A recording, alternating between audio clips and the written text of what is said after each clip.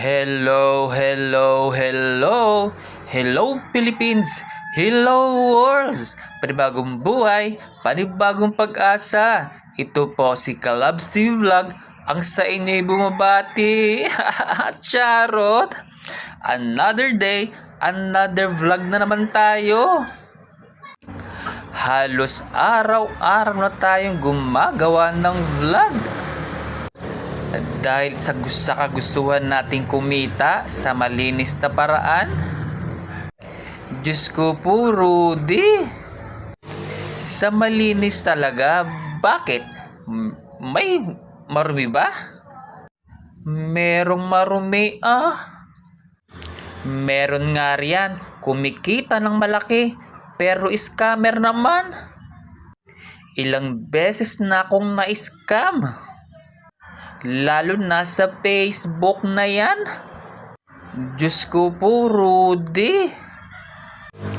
Hanggat hindi sila nakakakuha ng pera sa iyo, hindi ka nila titigilan.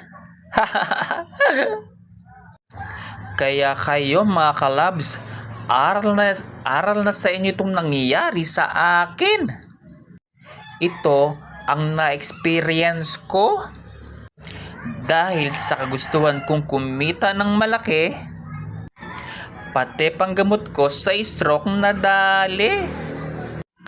Actually, 6 months na nangyari iyon. Ang nangyari sa akin. Tapos, nag-invite pa ko ng friends ko. At si Ate Seni, in-invite ko pa. Buti na lang hindi siya sumali.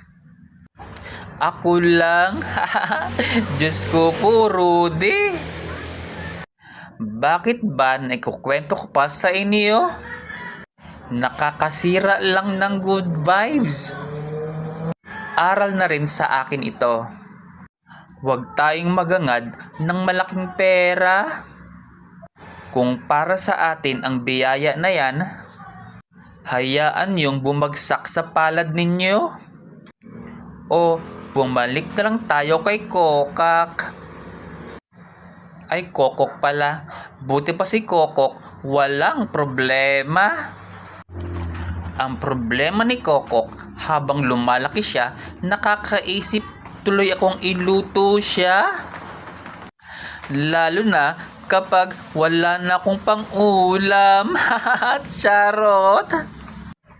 Paano ba naman kasi ang 1 kilong pagkain ang bilis ng maubos? Paano ba naman kasi sinasaluan pa siya ng mga mababait na daga? Diyos ko po, Rudy. Nag-practice ako ng nakayapak. Mga 1 oras din. Tsaka nag-burnout din kasi. From 8 AM to 5 PM ang burnout dito sa Batangas. Ang kagandahan dito, kagad pa lang nag-aabiso na sila. Kaya kagabi pa lang nag-ipon na ako ng tubig. At 5 AM naligo na rin ako. Diyos ko po, Rudy.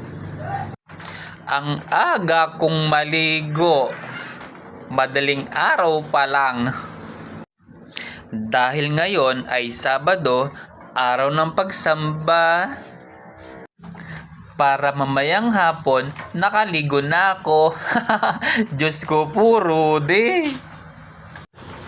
O siya, hanggang dito na lang ulit.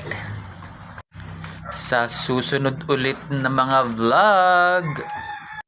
Ito po muli si Kalabs TV Vlog na nagsasabing bye-bye.